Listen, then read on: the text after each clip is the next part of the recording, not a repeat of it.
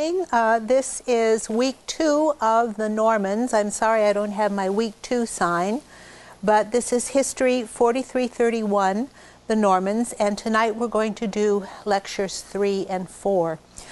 I wanted to tell you that I did load lecture 1. It's actually under the title Week 1, Lectures 1 and 2. It's on the website. All the notes for the lecture are now on the website. And lecture 3 and lecture 4, the ones for tonight, are now on the website, so you can download those. I actually did them 30 minutes ago. I'll try to do it sooner in the future so that you'll be able to print them out and have them when you're taking notes for the class. Before we get started on our lectures, tonight, as I said, we're going to do lectures 3 and lecture 4. I wanted to mention something about books. This semester, the semester in which we're videotaping, we're having trouble getting our books, William the Conqueror by David Bates. That book is on reserve in the library, and it's a new edition is coming out, and they're going to send it just as soon as they get it. In future, I hope we won't have that problem. Meanwhile, if you can read it in the library, if you can't, our other book, which is really our textbook, is The Normans in Europe. Start reading that and read ahead in that one and then catch up later in William the Conqueror. I think that's our best plan. I also wanted to mention to you another book that has just come out, and I don't know if it's out in this country or not. It's by Boydell and Brewer, is the publisher. It's a companion to the Anglo-Norman World, and it is an absolutely marvelous book. Christopher Harper Bill and Elizabeth Van Hoots, and it is a series of articles that have to do with Norman history, largely in England and Normandy. I'm very pleased that there's an article connecting the Vikings in England to the Vikings in Normandy and the Vikings in general to the Anglo-Norman world.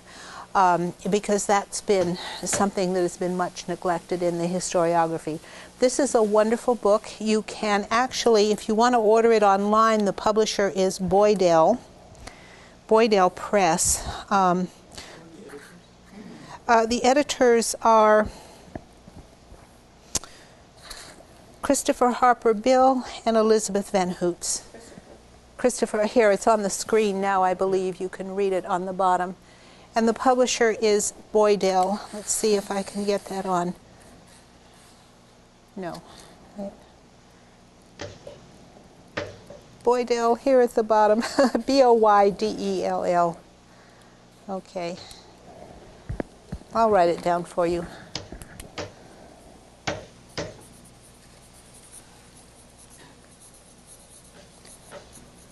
Now, it's published in England, so I would suggest that you go online if you want to get it. That's a really good way to order books. Boydell publishes a whole lot of Anglo-Norman books, so they're a really good place to look. If any of you want to look at this during the break, you're welcome to come up and look at it. Okay, let's get on with our lectures. Tonight we're going to do the Viking background in the first hour, and then in the second hour we're going to look at from Vikings to Normans. We're going to look at early Normandy and how the Vikings settled there and how they evolved into what we call Normans. I mean, they're not Vikings anymore, they're not really French, they're something different, they're Normans, and how that evolution happened is what I want to talk about. And I'll probably, one problem is this is my research area and I know too much about it.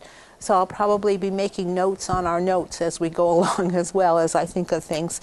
Anyway, so the Vikings belong to a group of people called the IndoEuropeans.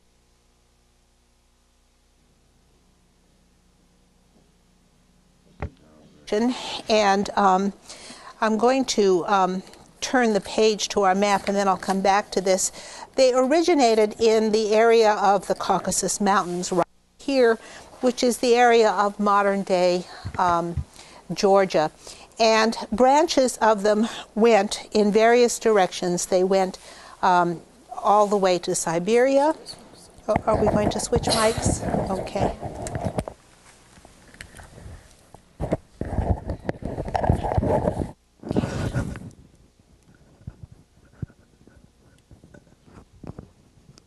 All right, we'll see if that's better. Anyway, they went all the way to Siberia. They went all the way to China. Mummies have been found of Indo-Europeans in China. They went to India, where they became the Aryans and then became the Hindu culture. They went to Persia, and in fact, the Persians are Indo-European. The Persian language is Indo-European. It's a language grouping. The Hittites were Indo-Europeans, and then more important for us in Europe, the Celts, the Greeks, the Romans, the people who became the Romans, the Celtiberians in Spain, the Celts in France, and later in Britain, the Balts, and also in Russia, the Slavs, and the Vikings. All of these people are Indo-Europeans. The early Germans are another branch who gathered in this area. They might have come from Scandinavia, but then they came to the continent. They were Indo-European, and they also belong to this linguistic family. Now, this linguistic family is also a cultural family, and they have a lot of things in common. All the Indo-European tribes have a lot of things in common, which the Vikings shared with the German tribes. First of all, they were nomads, and they herded cattle, and they had horses. In fact, the Indo-Europeans were the ones who tamed horses and spread them all over the world in their tamed phase. And so their culture is largely military. It's military because they have horses, because they're nomads, and because they move around. Most of them did not build cities until they came in contact with other civilizations and got the idea of staying in one place. But the original culture was nomadic, and that really specified what kind of a culture this broad Indo-European culture is. And when we see the Vikings and when we see the Normans and the Germanic tribes, the Franks in Europe, they also share these qualities. The political traditions in particular are those that we can link to Indo-European culture. Usually they have a king who is also a war leader or war chief. And he is elected. Okay, he's elected. And that means he can be deposed. If he's not a good king or war leader, he can be deposed. He is usually elected by a combination of the aristocrats, who often are warriors who sit in his council and advise him, or they might be his bodyguard in some cases, or companions at his court, and also by the assembly of all warriors.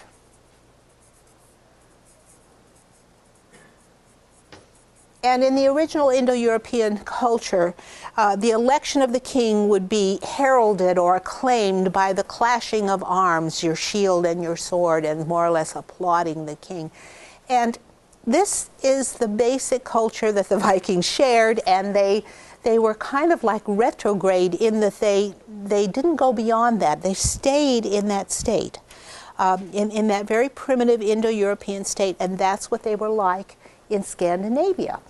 And the kings were not really kings, they were kinglets. They were little kings, and they only ruled a little small area and a few men that they had control of. There was no thought of a large kingdom or an empire or a state in the original Scandinavian area.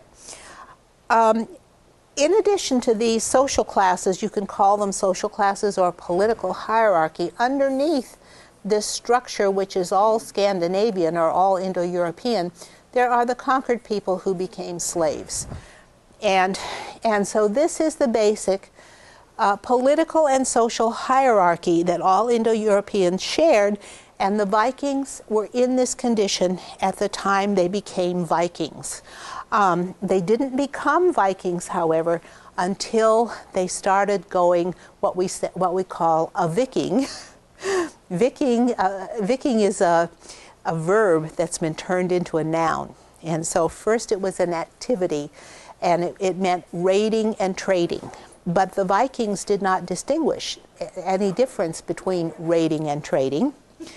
It was the same activity. The goal was to get rich. And any way you could do it, you could do it. If you could do it by raiding undefended people, great. And usually those were the only people they attacked, people who couldn't fight back. If they came to people who were too strong, they would trade, and they wouldn't wage war. And so Viking is the correct pronunciation of it, and it is a verb, not a noun. And we have really turned it into a noun. Actually, the Europeans turned it into a noun. So let me show you a few pictures to illustrate what we've been saying. We've seen our map of the dispersion of the Indo-Europeans, and here is a map of the Germanic barbarians as they moved in. According to all the written sources, the Germans and the Franks and the Angles and the Saxons, all of them came from Scandinavia, according to the written sources that we see, and they just wandered all over this area as the Roman Empire was in a political crisis of civil war. And so the Germans preceded the Vikings in moving into Europe, but they were related. Now, they moved into this area. Here are the states that the Germans founded. You can see what they are: the West Gothic Kingdom, the Franks here, the Frankish Kingdom, all along here. The Frisians are up here. The Saxons were at first here, and then Angles came, but both the Saxons and the Angles came from Denmark. They came from Jutland. And so they're like early versions of Vikings who came before we have this term coined of Vikings. And then we have the Lombards over here who later move into Italy, and the Gepids who disappear from history.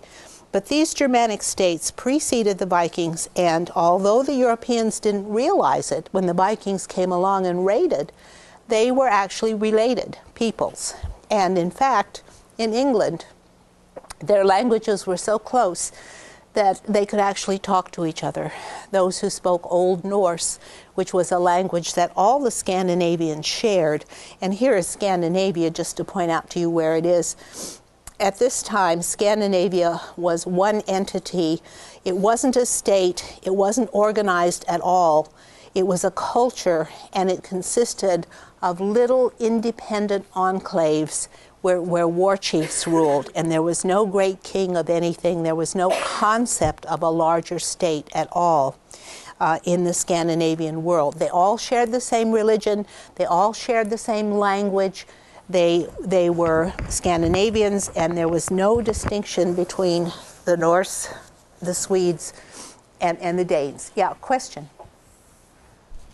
I was just surprised to find out that the Germans actually came down from Scandinavia.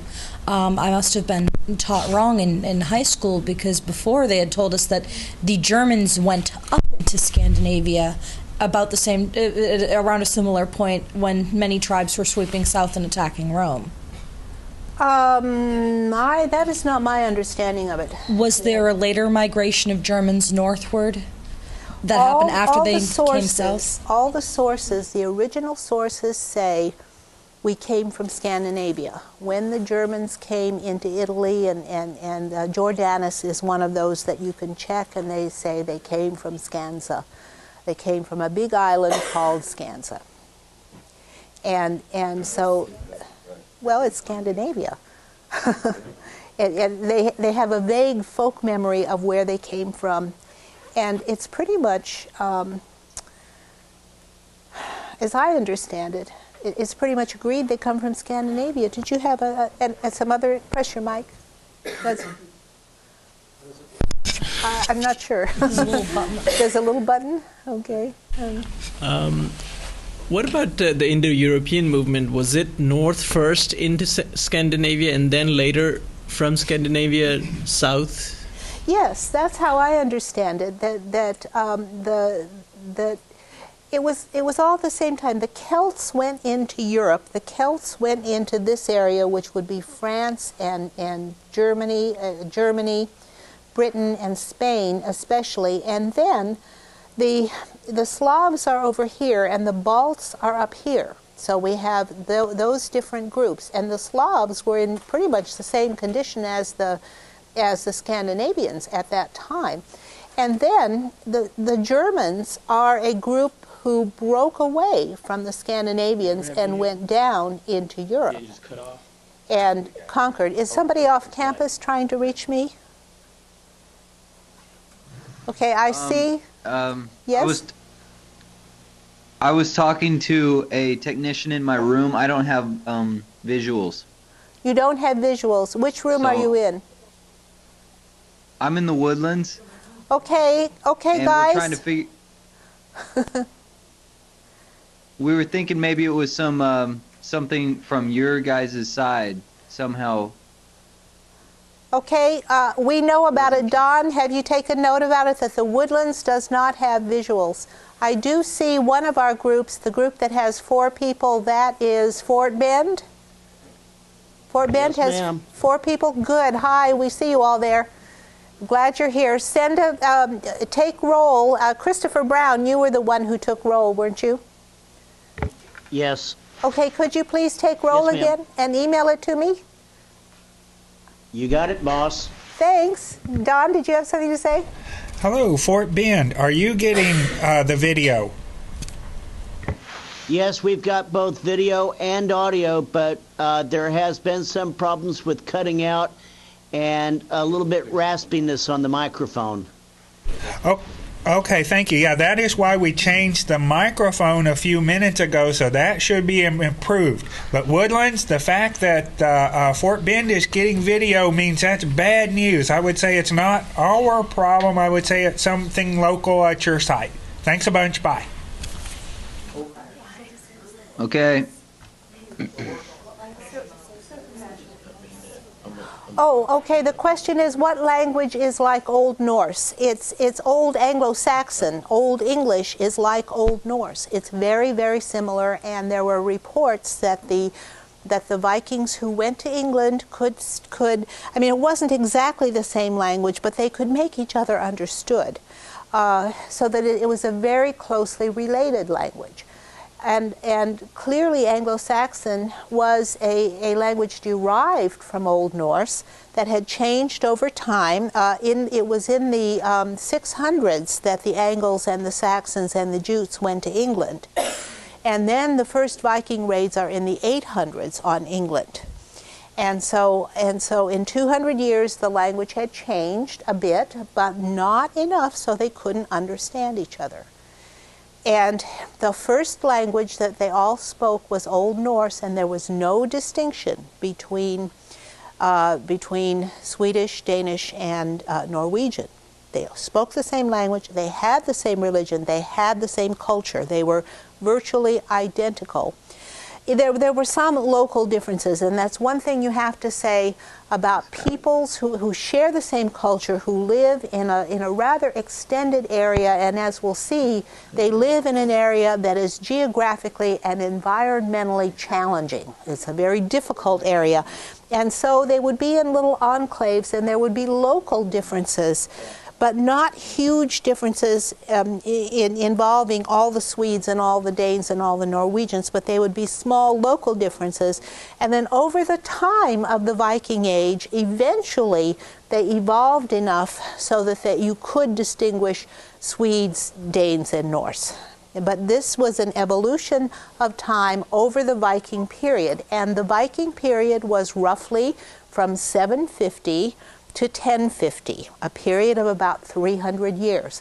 Before that, we don't call them Vikings because they didn't have those ocean-going ships. After that, we don't call them Vikings because they stopped raiding and trading, they became Christians, and they settled down and became Europeans. So it's only that one period, 750 to 1050, that we can call them Vikings. Okay.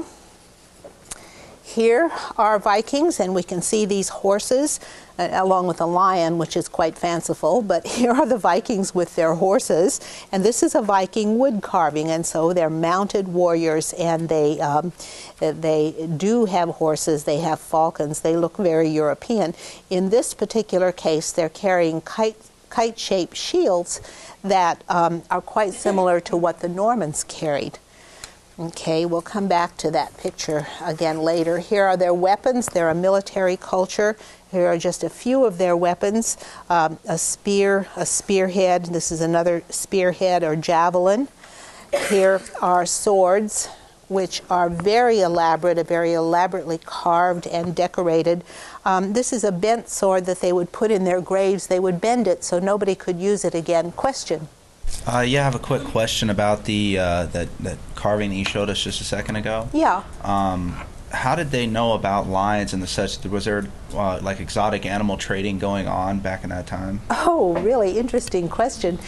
Yes, there was, and in fact, that was picture dated from late in the Viking era when they had already gone all over the Mediterranean, and they knew about Africa. They knew it was there.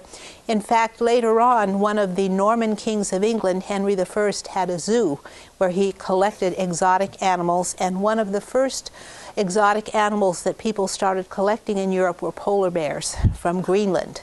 And the Vikings made a lot of money bringing polar bears to Europe, to the kings of Europe. That's a dangerous trade, right? So, yes, they were very interested in exotic animals, and they collected them wherever they could.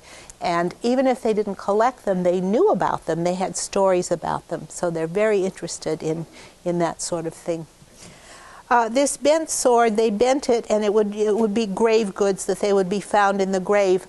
And it would be bent so that nobody could ever use it again. But of course, they could straighten it out. Yeah, but there was some kind of a charm that they wouldn't use it anymore. Here are some scabbards, and you can see the elaborate artwork that is on these scabbards of and Viking metalwork, and an embossed mounting of a scabbard that is silver plated. And here is another scabbard.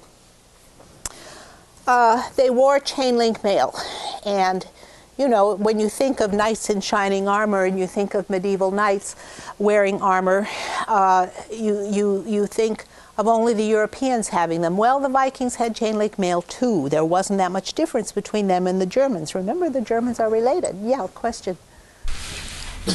What about the style of sword known as the Viking broadsword? It seemed to be very different from the styles you were showing. Is it an area difference? The Viking longsword? Broadsword. Broadsword. It's...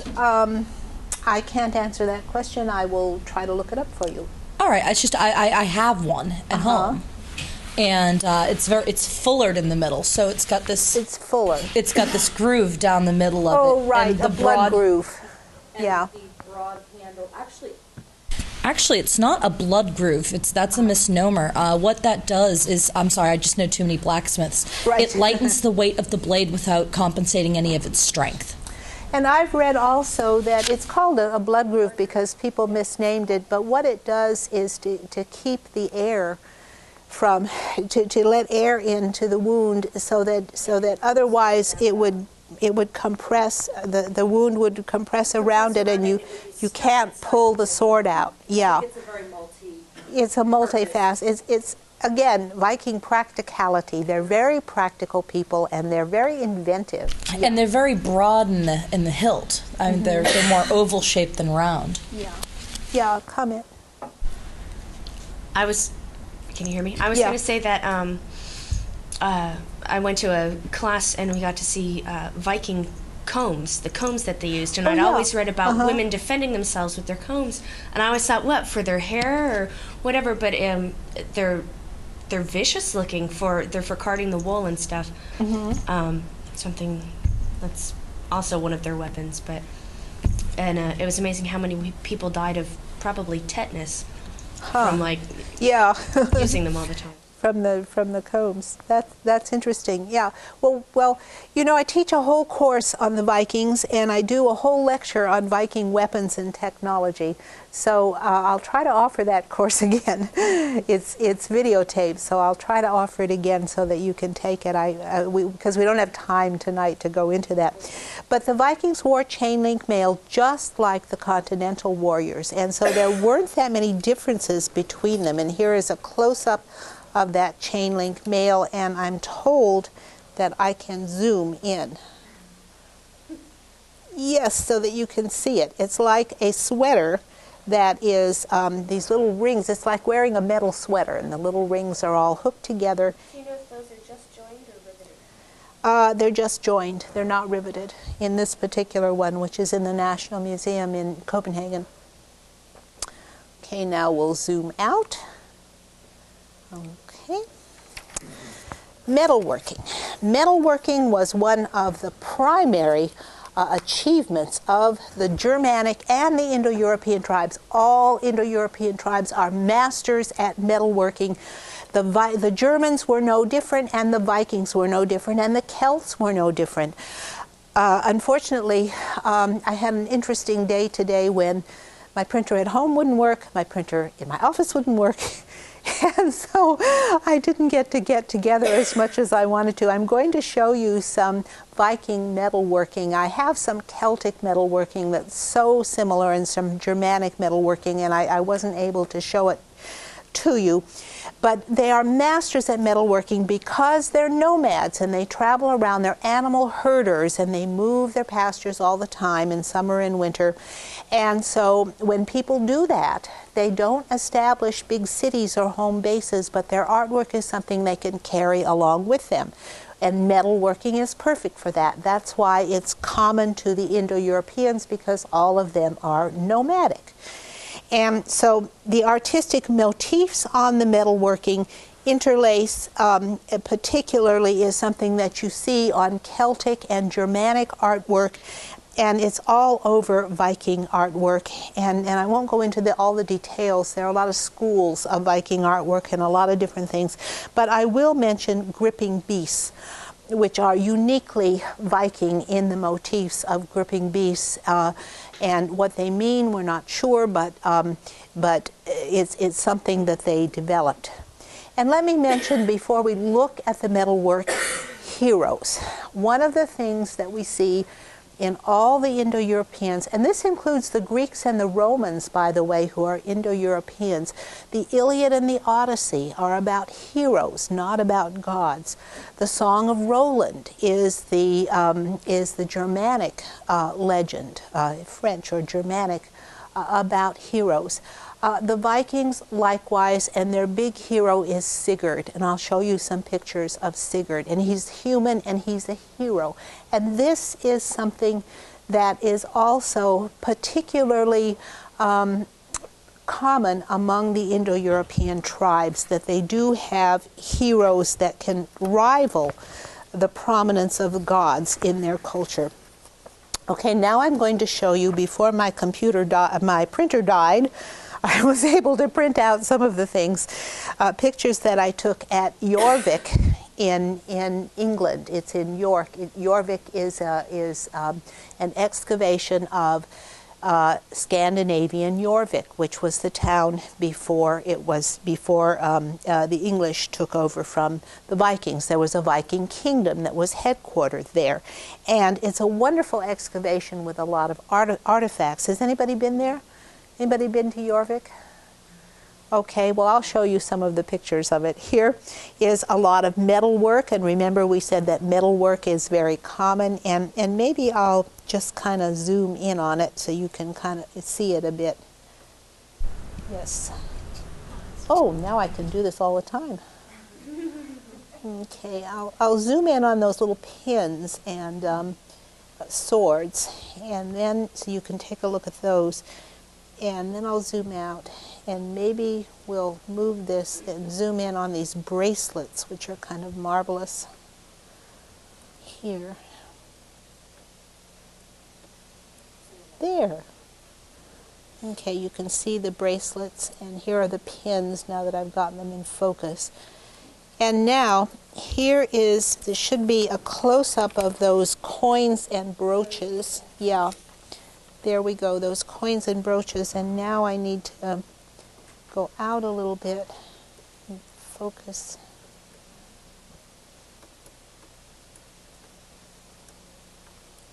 I'm learning how to do it. Okay, so this is a coin, but these are brooches. I think this is a coin and this is a coin. And so these are the kinds of artifacts they made, and these are the kinds of artifacts they collected, but they also coined coins to quite a degree. Yeah. Oh, I was also going to say that a majority of how they measured wealth was through jewelry and the quality of the metalworking. And it's like, oh, well, her husband is, why can't you get me, gold brooches instead of these bronze ones? They're so old, Yeah, So I was going to say a lot of the wealth reason was in for their jewelry. For the metalworking expertise and such. Yeah, Indian women to this day also carry their wealth in their jewelry. It's kind of interesting to trace those customs. And so, but also, there were mixed customs. Sometimes if they didn't like the metalworks that they found, they would chop it up into little bits and melt it down and redo it. Yeah. Here is some of the elaborate metalwork that they did. And this is a fibula. Now we need to zoom out. Okay, a fibula of gilt bronze. A fibula is a cloak pin. And the women wore a cloak. They wore a kind of dress over an underdress, and then they had two brooches that held it up, and it also held their cloak around their neck. I'll show you a picture of a Viking woman in costume. Pardon? As I say, they started spinning at very early ages, the women, and they were expected to spin their own wool to make their clothes. Yeah, they were. And well, they made everybody else's clothes too. They made the whole family's clothes. Was expected to make her own starting at age 8. Well, in most cultures, beside of the ancient world, children had to grow up really fast, and they had to learn the duties that their mothers and fathers had at very young ages. There's one Viking who is the hero of Egil's saga, who goes out and fights at the age of 6. He kills his first person, which is his playmate. And his mother's really proud of him. So they learn when they're young. Here's a wonderful interwoven bracelet, and here is another fibula. A fibula is a pin, as we said. It's a fibula. It's a different kind of fibula. Can you see the pin that would go in here? A brooch or a fibula. Yeah, that it goes into. I actually have some replicas of these. I should try to bring them. You can get them online. I got some at the National Museum in Copenhagen. They have wonderful things.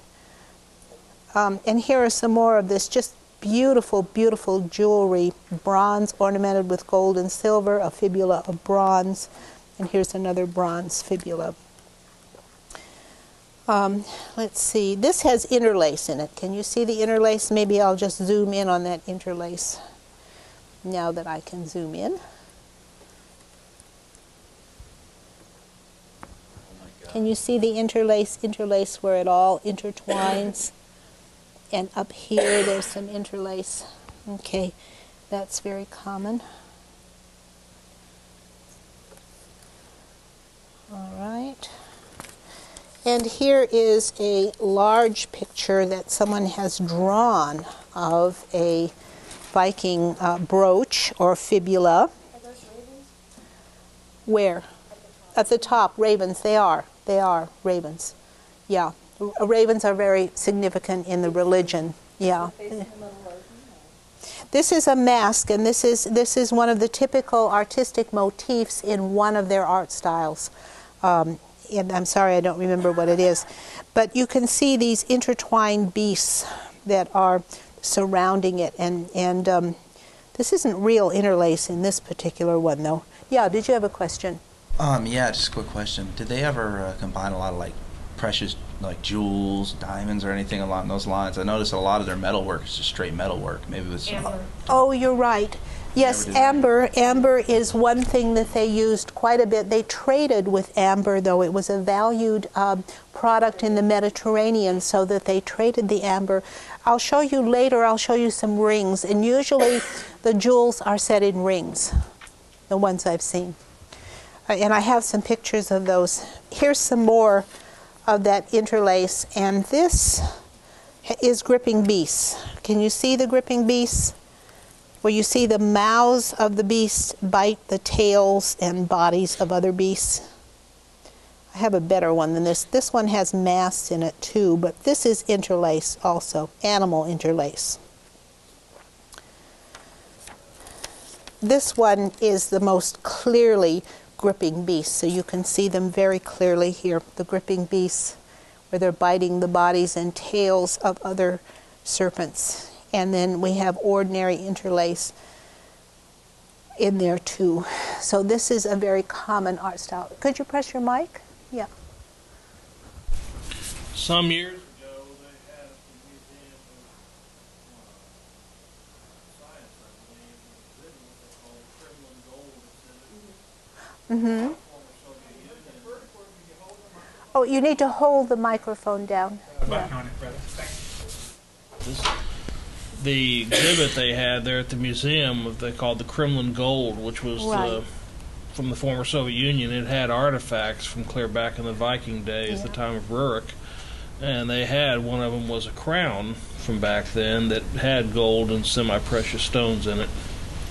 Yes, and the Germans were very good at setting precious stones into their metalwork. I didn't bring a picture of it, but in the king's crowns there were often precious stones. Also in the book covers there would be precious stones set, and they're usually cabochons, which are smooth, not faceted. So the Germans did it a lot, and the Vikings learned to do it. But the only thing they could do it on until they became Christian were rings or jewelry, and it's mostly rings that you'll see where they have those. Here are some weapons, again, that show their metalworking expertise.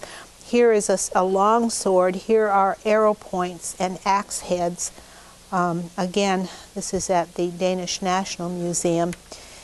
And they had ships as part of their culture and their technology way back in the earliest times of Viking history. These rock carvings, they just use them locally. Yeah, these rock carvings show wheeled vehicles, and they show ships, and they show hunters in this time, and they show elk and deer and dogs, and this is a dog. These might be cattle, but they're dogs. But these rock carvings, which are very mysterious, but we know the Scandinavians did them, and they're hard to date, but they're very early in their history, and they had boats. Let me show you, I'll show you another one later. But they had these boats as early in their history as you can go back. But they weren't ocean going. They were small, and they were not sophisticated yet. Well, of course they had boats. I mean, they couldn't live in Scandinavia without boats, if you look at a map of Scandinavia. And as we said, we have the Angles and the Saxons and the Jutes going to England and settling in England about 200 years before the Viking invasion. So how did they get across the North Sea? Of course, they went in boats. So they had boats, but they weren't the giant ocean-going ones. Okay, what was the Scandinavian environment like? It was the frozen north, except for Denmark, really. Norway and Sweden, especially Norway, was the frozen north, and it's a very mountainous land with lots of inlets from the sea. The mountains go right down to the sea, and they're very steep mountains, so that you have these high-sided fjords.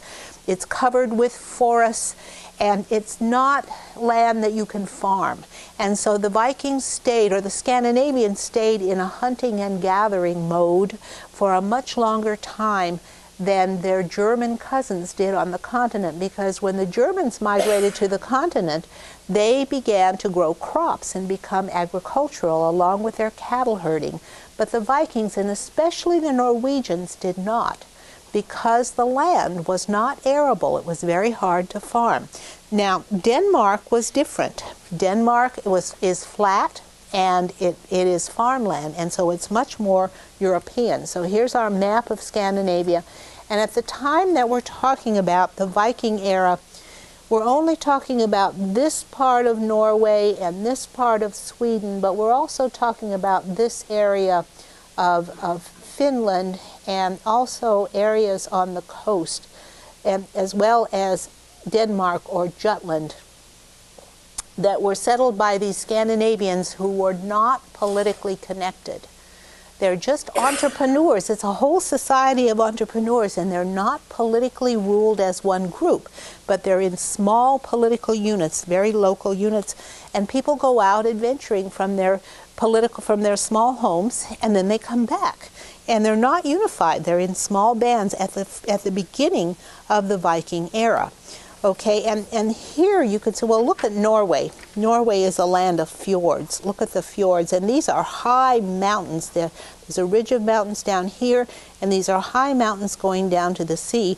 So you can see why they have to be seagoing just to survive. And even Jutland, even Denmark is a peninsula, and then all these islands are the rest of Denmark. And so they have to have boats. They have to.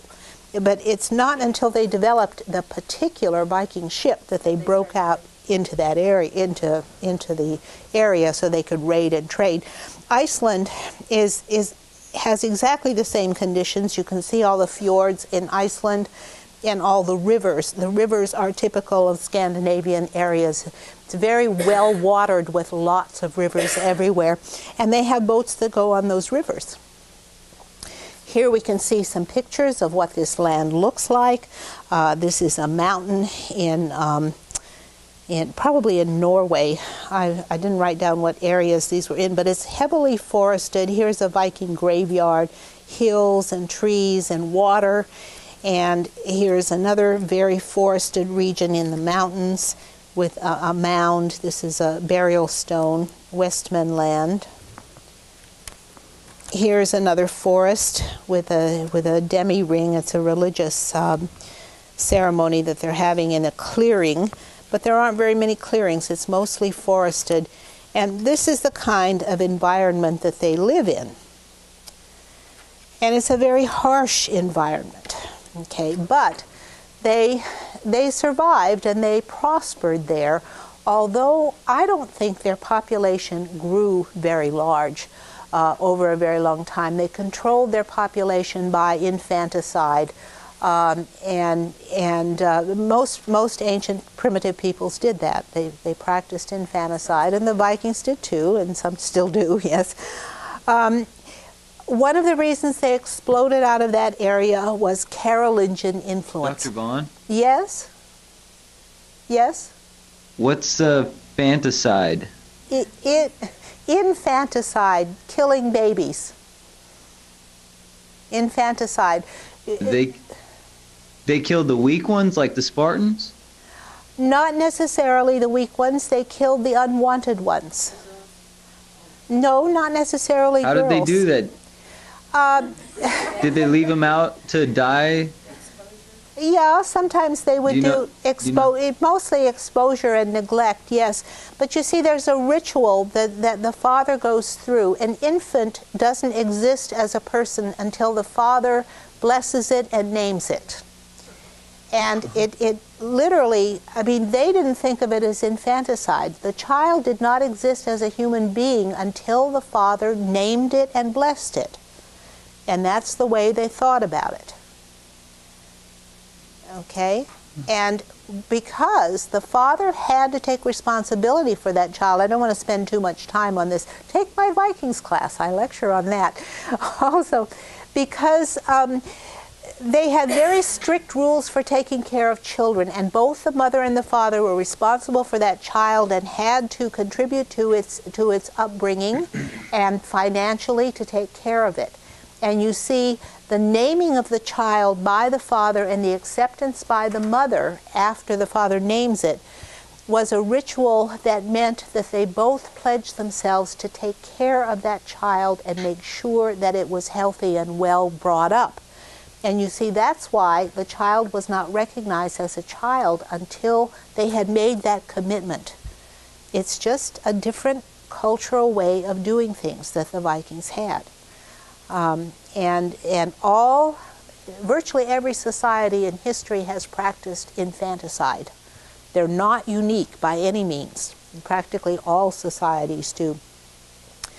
Well, why did they burst out of their homeland? Because of the Carlingian Empire. Here is the Carlingian Empire under Charlemagne. Before Charlemagne, Well, Charlemagne conquered this area to the south of Jutland, and at that point the Danes got to know the Carlingians, and in fact the grandsons of Charlemagne fought a lot of wars among themselves, to all of them wanting to take over the Carlingian Empire, and they hired Danes as mercenaries, and those Danes went into the Carlingian Empire and they saw the tremendous wealth in the monasteries, which had no military defense at all.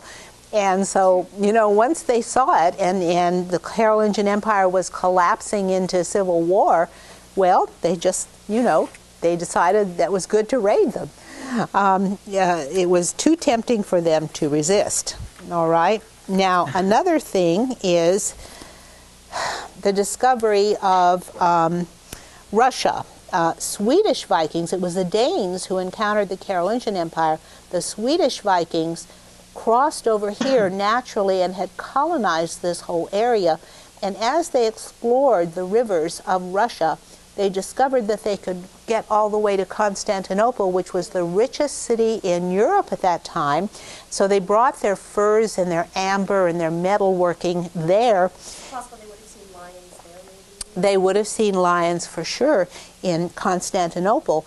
But once they knew Constantinople was there and those trade routes were discovered, that was another incentive for the Swedes to move into this area. And of course, moving down those rivers required their ships. And the biggest reason, I think overpopulation is not why they went. I don't think they were overpopulated. There's really no evidence for that. That is a guess that they were greedy. They had the ships, they invented the ships at a particular time, and with those ships they could go everywhere and raid and trade, and they did. And here we have these small boats in their early history, and then they made a technological leap to build real Viking ships. And here you can see these ancient ships and boats that they had, and here you can see a few more of them, if my arm is out of the way. And here you can see a real Viking ship and the sails. Yeah, the sails. Yeah, question. Would not a better climate also have been a big draw? That's why I'm thinking they went south. Because they also started, didn't they also start like inhabiting some of these places? They did. A better climate brought them. Maybe or maybe not. They were very well adapted to their North Sea Empire. In fact, there was an article in the New York Times today about a city in Siberia that Stalin populated with a lot of people. He built a big city in Siberia, and now the Russian government is trying to get those people to move back to Russia because it's too expensive to maintain them in that frozen city in Siberia, and they won't move. It's too hot there. Yeah. I'm wondering if the Arabic Empire, as it was formed in the south, made trade practical after 800 or so.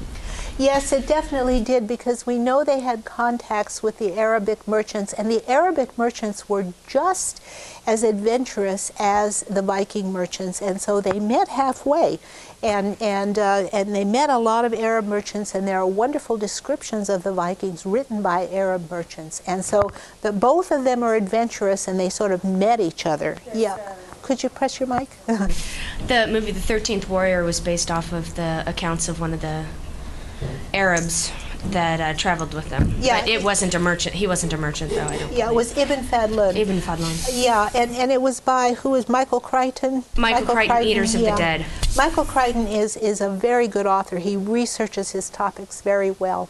Yeah. A quick question, real quick, just about the boats themselves. I don't know if they had many sea battles or anything like that, or if they had. They did. Did they? Did they ever plate their ships with metal? Is that something No, they did? they never plated them with metal, but they would line their shields along the side. But their shields were wooden, because you wouldn't want metal shields because they're too heavy. So their shields were wooden.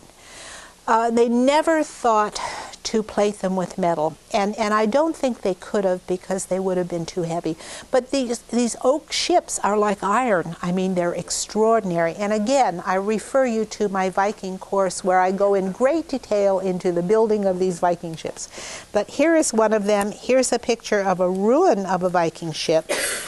Here is a drawing, a reconstruction of one. This is a small one. They come in all sizes. They're small and they're large, and some of them are sort of heavy and fat merchant ships, and some of them are sleek, swift war vehicles, and that's what this is. This is a warship, and you can see here's a man in the background. You can see how huge it is, and they're just miraculously agile ships. Here's another one, and this is from the Viking Museum in Norway, and this is from the Viking Museum in Denmark, Ship Museum. And here are the oar holes. They could row it, and they had a sail, of course, as well.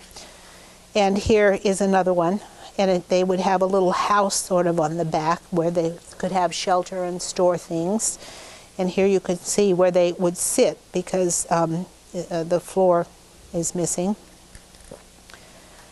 And here is a weather vane that was beautifully artistically carved. This is interlace. Here we have this wonderful animal interlace on this weather vane. And here's the other side of that weather vane with the animal interlace. Okay, so it's the ships that allows them to burst out. Now I want to take a very quick pictorial look at their Viking culture, their home life and their trade. I've already told you about their political and military organizations. I want to show you their ring forts, which are not castles. They're very unique forts, and nobody else in that area made anything like it. And they had a system of writing called runes, and we see the runes largely carved in rock or stone. I'll show you a bunch of runes. I won't be able to tell you much about their religion.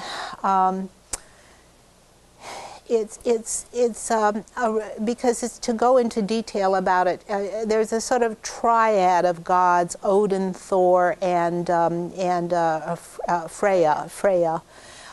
Which is, Odin and Thor are war gods, and Freya is a fertility goddess, and Frey is sometimes, and she's also a warrior. Yeah, the women are warriors. The women are just as fierce as the men. Tyr, well, Tyr was an early one. Tyr is part of the but we really think of them as a triad because they think in threes. And the religion consists of a lot of sort of disconnected legends that don't fit in together. And the religion it most resembles, interestingly, is the Hindu religion. It's quite similar. And there's a scholar called Dumezil who compares those religions. It's very interesting to me. But we won't have too much time, but I'll be able to show you a little bit about the culture. This is the tapestry from the Oseberg ship, and I was so lucky to find a drawing of it that's not copyrighted. It shows their horses and their carts and the life that they have, the warriors. This horned helmet they're so famous for, that's only for religious ceremonies. They didn't fight in the horned helmet. So this is a religious ceremony that's going on, and probably this is the rest of the religious ceremony. This is a remarkable tapestry. Yes, question? No. Okay. In my mind, this is a direct ancestor of the Bayeux tapestry. Who made tapestries in Europe? Well, the Vikings did. And nobody else was making tapestries, so that's where the Normans got the idea. This tapestry, it was preserved with the Oseberg ship, O-S-E-B-E-R-G, the ship burial in Norway, a very famous ship burial. Okay, if you want to see that tapestry. All right, here is Denmark. This is in the spring. This is in March, and it hadn't snowed at that point when I was there. This shows the ruins of buildings, and here in the background you can see a replica of a Viking building, but I did this to show you the countryside in Denmark. But remember, Denmark is different from Norway. Here's a modern farmhouse in that rather spare and dank and drear countryside. Even though it was spring, it was a very beautiful spring. Here are the kinds of Viking houses that they had. They had thatched roofs, which are mainly made of a kind of grass, and they're made out of timbers. Here's a group of them all together. And here is a village. You can see the village with the boats, and usually it's on a stream or a river. Here's the boat with a sail, and the farming going on around the house. This is just one family, and its retainers, its slaves and its servants would live in this house too. And the woman was in charge of everything to do with the household. What do you think? Who do you think ran the farm while the Vikings were out going a Viking? It was the women, and the women held the keys to the kingdom, and they were the ones who ran everything. And here's a close-up of these small boats. This is a replica by the house and the wagons and all the people. You can see how many people are involved in this settlement with only one house. And here is a larger settlement, a typical kind of Viking town, the plan that it would have. And here is a typical Viking house. Again, this is that replica. Is that a smoke hole in the center? Yes, it is a smoke hole in the center. And notice it's made of timber, and notice there are no windows. Why no windows? To keep the cold out, absolutely. And so here is the interior, and that was in the spring. And look at that interior, how dark it is. And I had a flash camera, but they would have the fire going, but it would have been warm and cozy in the wintertime, but very dark. And how did they pass the long, long winters? Well, the women would spin and weave, but the men and women together would play games, and they would play lots and lots of games of various kinds. Here is their ring fort, and I'll show you some pictures of their games. Here's the ring fort that they would build, but they would play word games, and they would play guessing games, and they would play chess. And you know what the biggest field in medicine right now is studying how the brain develops, and they're learning that makes people really, really smart to exercise their brains in that way. And the Vikings valued cleverness above all else. Cleverness, trickery, deceit, and it was much better to win by a trick than to win by war. And so they developed their intellect to this keen state. Yeah. Chess is also found in early India. Really? Yes, it Yes. is found in early India. Yeah. I have a Viking chess set. We'll get to it in a moment. Here is a ring fort, and this is the way the houses would be set up in the ring fort, and it's a circle like this, and then the boats are out here. There are more houses out here and boats along the river. And here is a real ring fort with the foundations of those buildings right there, and here's the earthwork that surrounds it. This is in Trelleborg in Denmark. And here you can see the foundations of one of the houses right beside the earthwork. And here is that little passageway between the earthwork where you go in and out. It makes it obviously very defensible. And so you can sort of see the layout of the fort. Here are their rune stones. And these rune stones, you read them. This is a snake. Can you see that it's a snake? And that's how you read it. You start here, and you read along here, and read along here, and read along here. The latest thinking, and here's another snake, and so you read the rest of the inscription. The latest thinking is that they actually used this, that they were literate, that they used this writing to actually write things, but they wrote on birch bark. And think how perishable that is. And so that's why only the stone carvings remain. Some of the birch bark writings survive in Russia, and their letters home that they wrote. Here is another rune stone again with an inscription that starts here at the head of the stake and goes around like this and here, and then you can see all these interlaced animals. Another one. Yes? Yes? I had a question. Is there any relation? Do they find any other cultures that are related to that language, or is it a very unique language? What do you mean? The Scandinavian language? I don't mean the language. I'm sorry. The written. Oh, the runes. Runes. Are they? Yes, there is a script in Frisia, but all the other scripts, there's a script in Frisia, and it develops differently in England, with the Vikings in England. I'm trying to remember I'll put a book on the bibliography on runes. There are a whole bunch of books on runes, really, really interesting ones. But all the runes, all the different sets of runes are related to the Vikings and derived from the Vikings. They do have a unique language. Yeah. Haven't they found rune stones here in, well, not Texas, but in North America? Oh, they're frauds. They are frauds? Okay. Yeah, they're frauds. Yeah. Actually, the Kensington rune stone is being sent to, have they already gotten a determination on that? They've sent it to Scandinavia to double check. Well, as far as, they haven't determined that it's not a fraud by this at this point. So most of them are. Okay, let's look at our time is flying by. Okay, here is another rune stone, and I just went crazy with these rune stones.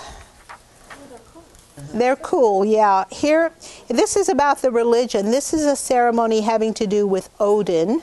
And this appears to be Odin with a knight coming to serve him here.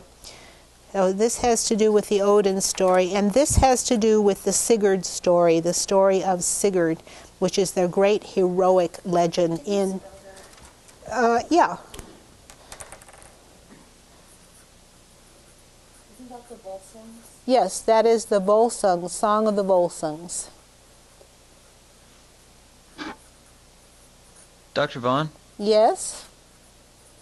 Wasn't Beowulf a hero of the Vikings also?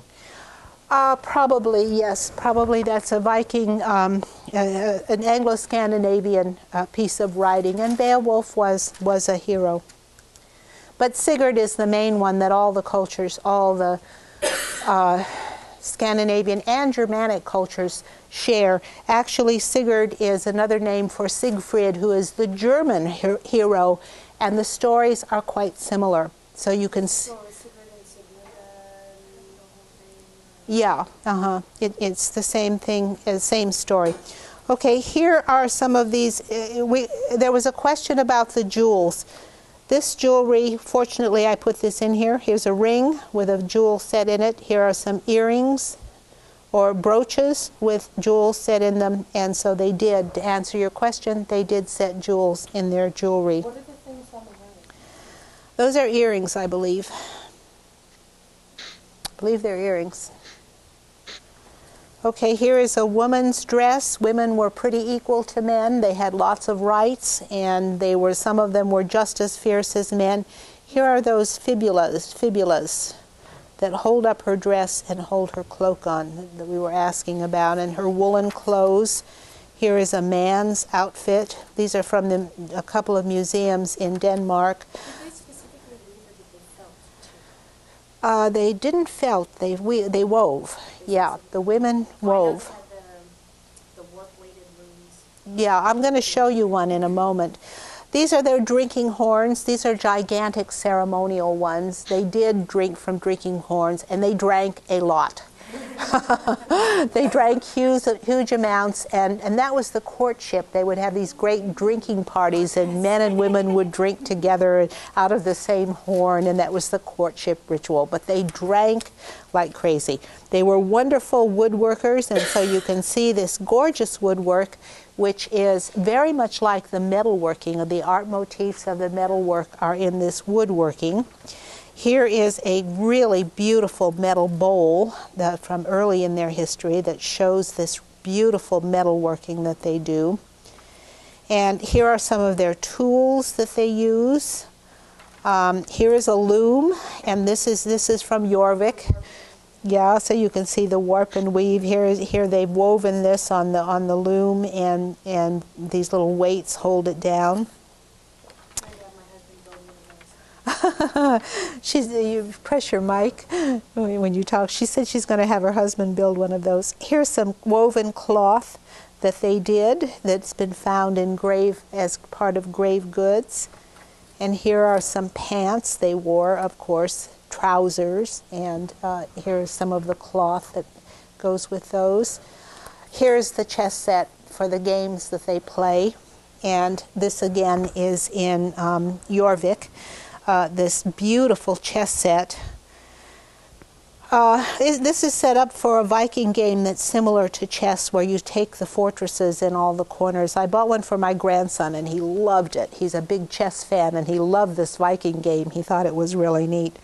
I have some Viking chess pieces, and I'm sorry I didn't bring them. I might bring them next time. Okay, here are two beasts. I can't remember what this is exactly. I think Jorvik is in England. It's in York, modern York. Okay, and here is some of the wonderful wood carving, and this is the Sigurd legend that is in this. I'm going to try to zoom in on it. Okay, this is the legend of Sigurd. And I won't tell you the whole legend. I tell it in my Vikings class. But here he is. It just tells the whole story. And interestingly, this is carved on the doors to a church, a Christian church. Okay, and it's all about magic and slaying dragons and so on. Here's the rest of the story in this one. And here he is slaying the dragon. You can see him slaying the dragon. And then here he's making a... Oh, I forget the whole story. I can't tell it to you right now, but part of it involves slaying a dragon. And he makes a deal with a dwarf, yeah, and he ends up killing him. Okay, here is a very famous rune stone. By the way, The Lord of the Rings, which we've all been watching avidly lately in the last few years, is based a lot on these Viking and Anglo-Saxon legends, and that's where he got all of his ideas, and there are direct parallels for Tolkien for that. This is a wonderful rune stone. This is my favorite one. It shows everything about the Viking life. Well, where did the Vikings go? They went, the Swedes went where the Finns and the Lapps and the Wends were. They went to Russia, and they went to Byzantium, which we've already mentioned. This map shows everywhere the Vikings went. And, whoops, my clip is getting too... The Swedes became the Wends, or they went where they... No, they went where the Wends are, over here in this area. They settled here, and then they moved into Russia. All the countries went in the direction they were facing. The Swedes went east, and they settled in Russia and went down to Byzantium. The Norwegians were the ones who went across the Atlantic. They hopped from island to island. They went to the Orkneys and hopped on all these islands to Iceland, and then to Greenland, and then to North America. They also went to the Orkneys and to Ireland and to Scotland. And the Danes and the Norse together went to Britain as well, but it was the Danes who seemed to have gone around into the Mediterranean, and the Danes and the Norse together settled England and settled Normandy. Because remember, they didn't distinguish between one country or another, and they knew each other, and so they worked together. And so here we can see all the places they went. The Norwegians went to the British Isles and Ireland, Scotland, the Orkneys, England, Iceland, Greenland, and America. The Danes went around the Mediterranean to Spain, to Rome, to the continent, to Frisia, and to Brittany. And here I wanted to show you especially where Frisia is, because it's an extremely interesting place, which I'm very interested in. Normandy is here, and Frisia sort of stretches along up here. What's there in the modern world? What's in that area? Does anybody know? The Netherlands. This is the Netherlands and Belgium and Flanders. Flanders, Belgium, the Netherlands, and then part of this is now Germany, I think. But they stretch along here, and it's a very Viking place. I mean, barren beaches and marshes, and it's very barren territory. It's the kind of place the Vikings liked, strangely enough. Yeah. It's like all the Vikings who fight. There's a big joke because all the people in like Minnesota and the really cold places are all Yes. Viking ancestors. They go and search the world until they find a place that's as miserable as the one they left. Yeah, the comment was they go and search the world and find a place as miserable as the one they left. You know, there's some truth in that. I mean, the Vikings were so intelligent. They were very intelligent, and they could see how to use the resources of any place they went. I mean, my God, think of Greenland and what a barren place that is. And they settled there and they lived there for something like 300 years before they finally had to abandon it. But they could survive in the worst territory. And I'm convinced that I haven't had time to talk about their diet. When we look at modern nutrition and we look at the kinds of foods they ate, salmon is one of the most wonderful foods in the world. They ate a lot of fish, fresh vegetables. The kind of bread they ate was unprocessed and that dark kind of bread, whole grain bread. They ate a very healthy diet. And they developed their bodies and their muscles and their minds through exercising everything. And of course, they lived in such a harsh environment. It was clearly survival of the fittest. You had to be sturdy to live there. And they were very, very talented at surviving and exploiting whatever resources they had that came to hand. They then went to the continent, and here, of course, they went to the continent. They went down the rivers of Germany and France. And in fact, there's an interesting story about the monks of Noirmoutier, which is an island off the coast of France. And they settled in that island, which was a center of trade, and drove the monks who were there inland. And the monks kept moving inland on the river, but the Vikings kept following them and raiding their monastery over and over and over again. So finally they ended up all the way in Germany, and then they were raided by the Magyars coming from the east. So the poor monks of Noirmoutier, yeah. It's not centered? Okay, thank you. Yeah, these are the monks of Saint Philibert. The Saint Philibert was the monastery on Noirmoutier. They raided Paris repeatedly, which we'll see as we go into the second hour tonight. And finally, they settled in Normandy, which is the place we're going to concentrate on now as we begin to look at what the Normans were like. And so this isn't centered either, but maybe I can center it a little bit. So this is a map of Normandy where they settled, and we will take up the story of the transition that the Vikings went through in Normandy from Vikings to Normans after the break. And we have time for one quick question. If anybody has a question. Yeah. No.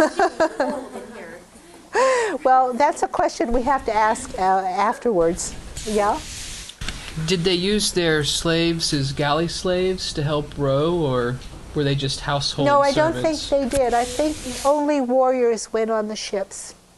But they would have carried slaves back. Slaves were a trade commodity, and they had a huge slave trade, especially among the captured Christians, the Anglo-Saxons, the Irish, who they took to Scandinavia, and they traded them to the Muslims, to the Islamic world, because the Islamic world was very interested in the slave trade. Had a lot of what? Monks meeting each other from different groups that would take them as slaves and stuff, since all the monks supposedly spoke Latin. I'm sure some of them were like, well, we don't know. I mean, the slaves didn't leave any records for us. Well, okay, now we've got the Vikings in Normandy and about to settle down, so let's take a break of 15 to 20 minutes, and when we come back, we'll look at the Normans.